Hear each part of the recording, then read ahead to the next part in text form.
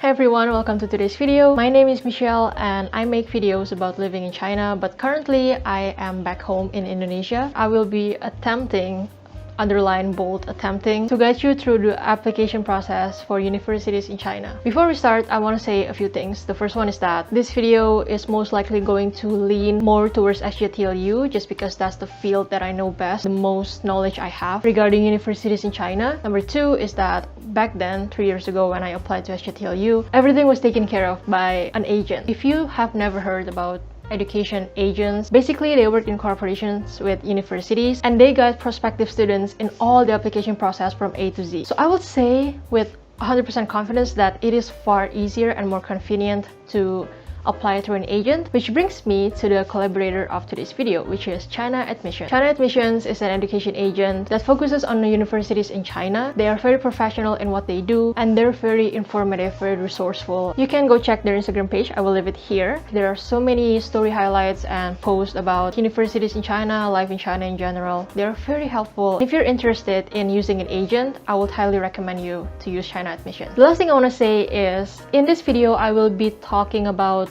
a visa application, how to prepare for your arrival in China, what to do once you're in China. But it's important to note that right now China is still closing their borders for international students to come in. I'm pretty sure there's a university in Shanghai, like a international university in Shanghai. Their students can return to Shanghai. I'm pretty sure. I heard somewhere. But for the most part, generally speaking, China has not yet opened their borders due to the pandemic, so a lot of us are still learning from home, online. Not me though, I'm taking a gap year. So with all that being said, let's just jump straight into the video. Okay, starting off from section A, I just want to give a brief explanation on the difference between applying through an agent and applying by yourself. As I said before, education academic agents are very helpful in the application process, especially when you're interested in continuing your study in China, just because there are so many steps. It can be stressful, it can feel too much sometimes. Most of these agents are free of charge and will only request payment for visa or mailing purposes that is required by the campus. By mailing, I meant the visa form or maybe something that you have to give to the campus in like hard copy, but the agent service itself you don't need to pay for. They don't charge you for that. If you do choose to apply by yourself, then you will need to make sure that you understand or at least informed on all the process from applying to the university, the visa application process, and then what to do once you're in China, because once you're in China there are a ton of things you need to do still, so you need to make sure that you're at least informed, which I hope I can deliver in today's video. For most cases, you can get in contact with your university and ask for detailed requirements. If there's something that's not written down in their website and you're confused, like you want to know more, most of the time you can just email them and ask for a more detailed information. So I would highly advise you to do that. Moving on to section B is the application process. The first step is to choose your university and your major. Each university has different rules, requirements, and documents that you need to deliver. Even though most of them are most likely to be similar, it won't hurt to be sure. So check their website. I will say this probably like 50 times throughout this video, but really checking your university's website is very important and the easiest way to gain information. The same thing with majors. Different majors have different requirements. For example, STEM, like math, versus arts. With arts major, you have to have your portfolio ready. So yeah, make sure you decide on the university and the major that you're eyeing on. And then from there, you can start searching for the information online. On to the second step is preparing for the document. I will read from my laptop the general documents that you will most likely be asked to submit to the university. There are passport copy, passport size photo, graduation certificate, and if you haven't graduated, then a letter from your current institution stating your graduation date will be needed, academic transcript from last graduated school, 2 recommendation letters written and signed by teachers or professors including their contact details. Some universities will only require recommendation letters if you're applying for master's or PhD degree, but for XJTLU specifically, you need at least 1 recommendation letter. I'm not sure if the recommendation letter was for the scholarship or for the application itself. It won't hurt to be prepared. So if you can get access to that with your like high school teacher maybe, then it's better to have that. The next one is personal statement, and the last one is ielts/toefl. Backtracking a bit to the academic transcript, I just want to briefly explain what it is. So academic transcript is basically like a summary of all of your grades in high school. the classes you take, the average grade you get. You can usually ask your school for this academic transcript, they will give it to you. But if you can't, then you will need to go to an official transcriptor, I think that's what it's called, and ask them to transform your report card to an official academic transcript that will be accepted by universities. This academic transcript has to be either in English or in Chinese, depending on which university you want to enter. If your academic transcript is in any other language, you will need to have it officially translated. Usually there are companies that do this, people that offer paid services to legally and officially translate your report card, your transcript, all of that document. So that's important to keep in mind. As for the IELTS or TOEFL, China Admission told me that Duolingo is now widely accepted in a lot of universities since the pandemic era. This obviously doesn't apply to all universities, so check back with your university. There are additional documents that you might need depending on whether or not your university asks you for this, but it's safe to prepare your physical examination form, non-criminal record, and bank statement. These take a while to obtain, so it's better to prepare early. Yeah, those are all the documents that you will need. Those are the general documents. Again, make sure you check their website or any list that you can obtain from the university of your choice. All of these documents that I just mentioned, if you're using an agent, they will guide you through everything. If you still don't have a document ready, they will inform you and be like, Michelle, you still haven't had your IELTS or TOEFL grade. Like, you need to give it to us before we give it to the university. They will basically apply for you. Yes, agents will apply for you.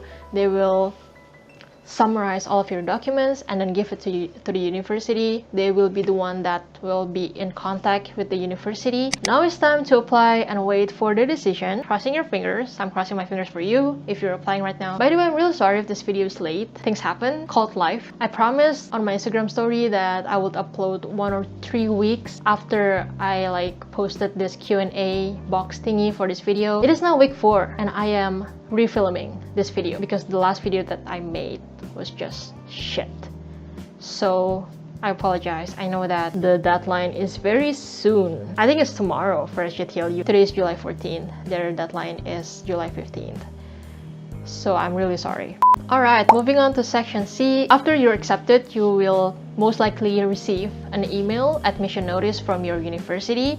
If you're using an agent, then they will notify your agent and then your agent will give it to you. Once you receive this admission notice, you are most likely going to be asked to pay a specific amount for your deposit to secure your seat in the university. You will also be asked to pay for your visa form. After all these payments are completed, the university will start processing your JW202 form. They will create a form under your name and then they will send it to you through postal services because you will need the hard copy. Once you receive this JW202 form, you should start applying for a student visa to enter China. The student visa that you would want to apply for is the student visa X1. Here are the documents that you will need to prepare. Passport and passport copy, visa application form, the fee.2013 form, the approved JW202 form, a recent photo. This is usually 4.8 by 3.3 centimeters.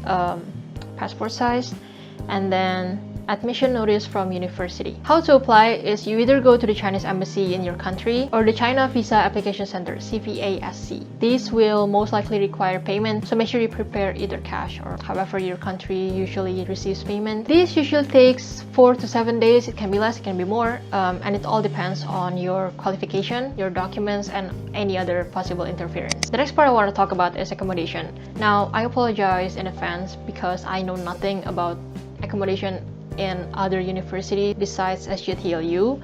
But with XJTLU, once you have secured your place in XJTLU, aka paying for the deposit, you will receive an email or guidance on which dorm you will want to live in. They will process your request depending on the availability. These are usually taken care of before the students arrive in China, so once they arrive, they actually have a place to go. China Admissions can help with this too. Moving on to the next section is preparing for your arrival. So this is just basically the airport pickup. Talking about XJTLU specifically, they have buses waiting for you in either Hongqiao Airport or the Pudong Airport in Shanghai, and they will take you to Suzhou, which is where XJTLU is. And these buses have specific schedules, running for a few days around the time where international students start arriving in China. And these are very helpful, honestly, because if you're like me, the first time you arrive in China, everything is extra confusing because of the language barrier. So it's very hard to get a taxi, and Shanghai to Suzhou takes 1.5 hours car ride. If you're using a public taxi with all of your luggage in that cramped space for 1.5 to 2 hours, then bro, good luck. Taking the bus service is a lot more convenient. Trust me on this one. If you're planning to apply to XJTLU, make sure you have this bus schedule like in line with your flight. Make sure you leave like an hour time gap, 2 hours between the time when your plane arrives and when the bus will leave to take you to Suzhou. For my case, back then when I first arrived in China, I actually stayed a bit in Shanghai for like 3 days with my family because we wanted to see how it was before, like, you know, we went to Suzhou. That wasn't a very wise decision. Honestly, language barrier was super hard and I did not install VPN beforehand, so I could not have access to internet and like translation apps. And then we had to take a bullet train from Shanghai to Suzhou, which only takes 30 minutes, but then from the Suzhou bullet train station to the XJTLU area, we had to take a taxi, which I did not have the best experience in just because we had like 6 luggage and it was too cramped. It was not a good plan. So I would highly advise, you know, airport pickup service. The last section is welcome to China. Here are more things you need to do. Yes, it is complicated. When I first arrived in Suzhou, I went straight to Parfait International apartment, which is the dorm that I lived in. You will go to the front office, the receptionist, and then you will start like processing your documents, paying, stuff like that. They will ask for your passport, they will insert your personal data, and then they will ask you to pay for a deposit. So when you go to China, make sure you bring a certain amount of cash. If you want to be safe, ask your university, like, how much cash will I possibly need? I had to pay for the deposit, and then they give me a key along with this police registration form. This police registration form is the important one. You have to do police registration within 24 hours after arrival. This police registration form you take to the nearest police station and then you register yourself as a visitor, newcomer in China. In the police station, they will give you another document and you will need to bring this back to whoever gives you. It can be either dorm or your university. In China, besides the police registration, you will also need to do residence permit application and health check. For the residence permit application, back then it was arranged by XJTLU, all of it, so we just basically had to hop on a bus and then they take us to the exit entry bureau. If you're not applying to XJTLU and your university doesn't really take care of this, then make sure you ask them through email, like, what documents do I need to bring? How much cash do I need to have in hand? From my experience, I had to pay 400 RMB to get the residence permit. You have to do this within 30 days of arrival to legitimize why you're in China and not get kicked out, because it's a very serious matter. You have to have your RP within 30 days of arrival. They will hold your passport and then within 1 or 2 weeks time, they will give it back to you.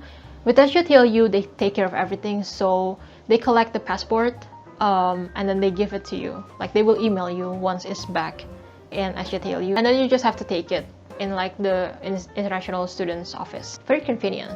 Honestly, admire XJTLU for that. And then for the health check, it is also arranged by XJTLU. I remember back then we were briefed like, so tomorrow morning 7 a.m. you have to gather in front of your dorm building and then we will take a bus to the nearest hospital to get the health check. I had to pay 410 RMB back then. I also got an insurance card, so that was very cool. I know I've said this many times throughout this video, but again, each university has different process and not all universities are this hands-on with their international students, so just make sure you contact them, you have good communication with them, and if there's anything that's still unclear, email them. What else do I need to talk about? Maybe briefly touching on IELTS, TOEFL, English qualification. For year 1 entry, you will need a minimum IELTS score of 5 with a minimum of 4.5 in all sections and a minimum TOEFL score of 62 IBT. For year 2 entry, you will need a minimum IELTS score of 6.5 with a minimum of 5.5 in all sections, and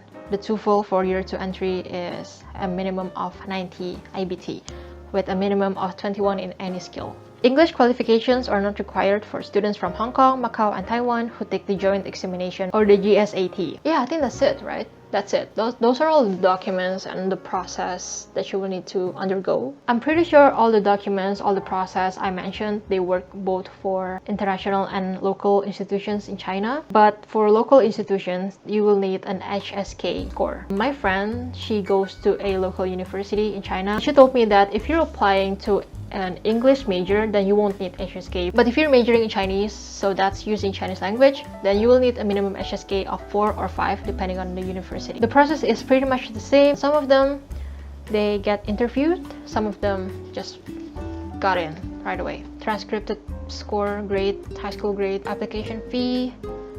Yeah, it's pretty much the same. Those are all the documents and all the process. I really hope that it's somewhat useful. It is now time to answer some questions. Please talk about exchange possibilities and visiting student programs, scholarship. Speaking for XJTLU specifically, they are big on exchange programs. Before the pandemic happened, a lot of students, they took the exchange program offered by XJTLU. So yeah, it's a thing, and I'm pretty sure even now in the pandemic there are online exchange programs. As for the scholarships, for XJTLU, there's this scholarship called the entry scholarship. So basically, you apply for the scholarship when you're applying to XJTLU. It's in their website. I will leave the link on the description box down below. But I'm pretty sure, if I remember correctly, because this was taken care of by my agent again, I'm really sorry. But back then, I had to like submit a personal statement, like an essay. The important thing to highlight is the timing. So you apply for the scholarship when you're applying into XJTLU. A lot of people ask me like, is it hard to get scholarship? It's not that hard to get scholarships, but this is talking back then before the pandemic was even a thing. They were very generous in giving out scholarships. I would say the key point is in your personal statement. If you have a very strong essay, then they are more likely to give you scholarships. Obviously, your report card, like your average grade throughout high school, is also important, but I would say the essay is like the game changer. Recommendation letters are pretty useful too. Do we still need IELTS if our previous school used Cambridge-based curriculum? I think so. I can't be sure about it because I went to a national high school, but I think most universities, they kind of like even out their applicants. Like they judge using the same standard. Can you apply with English qualifications like GCSE and A-level? Yes, that will bring you straight into the second year. It says A-level BBB is accepted, IB diploma of 30 points minimum. I will just leave the screenshot here. Which bank would you recommend using? I use Bank of China. It's one of the most trusted banks in China, and it has many branches outside of China. Bank account is also something I want to like touch on the topic because it's very important. In China, almost all payments use your phone. So few of them use cash. People usually use either WeChat Pay or Alipay, and they like scan barcodes. They pay everything with their phones. And in order to open an Alipay or WeChat Pay account, you need to open a bank account. Some people, they use ICBC, BOCOM. BOCOM is Bank of Communication. There are other banks that I don't remember the name of, but Bank of China is what I use. I'm curious, when you applied for undergrad, did you submit reference/recommendation letter? Yes, I did. I submit both personal statement and recommendation letter from one of my teachers. Kak, buat XJTLU nilai syarat masuknya itu yang dilihat dari mulai SMA atau cuma nilai ujian akhir ya? Brief translation, the question asks whether XJTLU only looks at your high school report card or the high school examination. The final high school examination, USBN I think it's called, for Indonesian people. They look at both. They will need your academic transcript of your report card, and then they will also need your USBN, like the final high school exam. My camera battery died, so if the angle change, that's why. Alright, next question is, it's just my personal question, but would you recommend starting from year 1 or year 2? This depends on the student, the person. If you're like the more chill type that, you know, you go to university for the experience, like the full experience, and you want to take it easy, just, you know, want to make new friends when you first arrive, stuff like that, I will highly recommend year 1, because in XJTLU at least, it's like the evening out period of students from like different countries and different backgrounds. The purpose of first year is kind of get you used into the college rhythm and like how it works, stuff like that. I'm not saying the second years can't have fun or anything like that, but it's true that once you get to the second year, the subjects, the classes are most likely going to be hard. Everything just starts getting real. Yeah, I mean, it's different, and I would say, you know, if you have a good set of friends, good people, and you know how to live life and stuff like that, then it won't really matter as much. The choice is yours. Basically the same thing. Although I guess if you start on the second year, the normal for you would be the more challenging university life,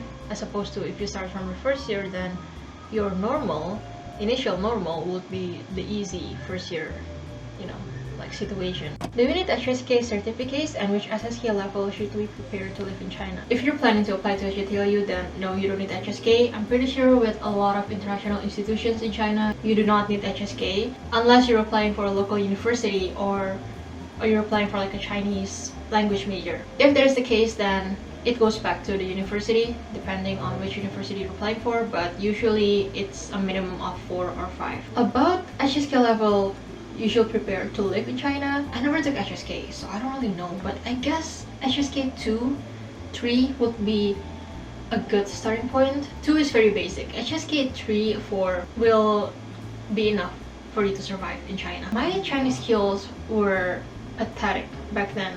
Could not speak anything aside from like the very basic phrases. That went on for like 1.5 years. Like the whole time I was in Suzhou, my Chinese was pretty bad, and I got lucky because Suzhou is like pretty open to foreigners, especially in the area where XJTLU is, because there are so many international students, so many foreigners. The locals are kind of used to the existence of foreigners. They kind of already understand that, oh, okay, you're not from here, and we understand, so we use sign language usually. Like for a battle, they will show you the amount from like the device, and then you pay, scan the barcode using Alipay, WeChat Pay, and that's it.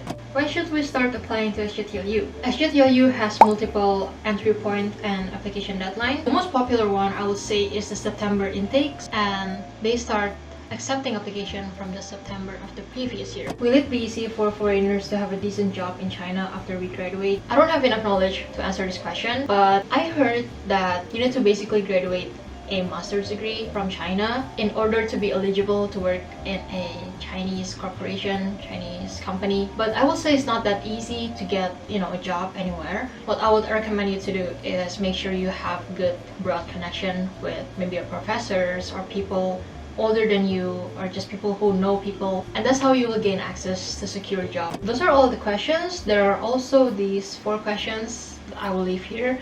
I have answered all of these in my previous video. Not previous video, but like I made a video a while ago. I have talked about that for a good 30 minutes in the video that I will link somewhere up here. So you can go check that out. Alright, so that brings us to the end of today's video. I really hope you guys enjoyed it, and I hope it's helpful in one way or another. If you do still have questions, then my DM is always open, but please make sure that at least some thoughts are put into the question. They're not questions that you can easily find answers on the internet. If you want to ask questions, then at least, show some respect, manner, and understand that there are boundaries, unspoken boundaries and unspoken rules between strangers, which is what I am and which is what we are. I may show some parts of my life online, but that doesn't mean that, you can just step over the boundaries.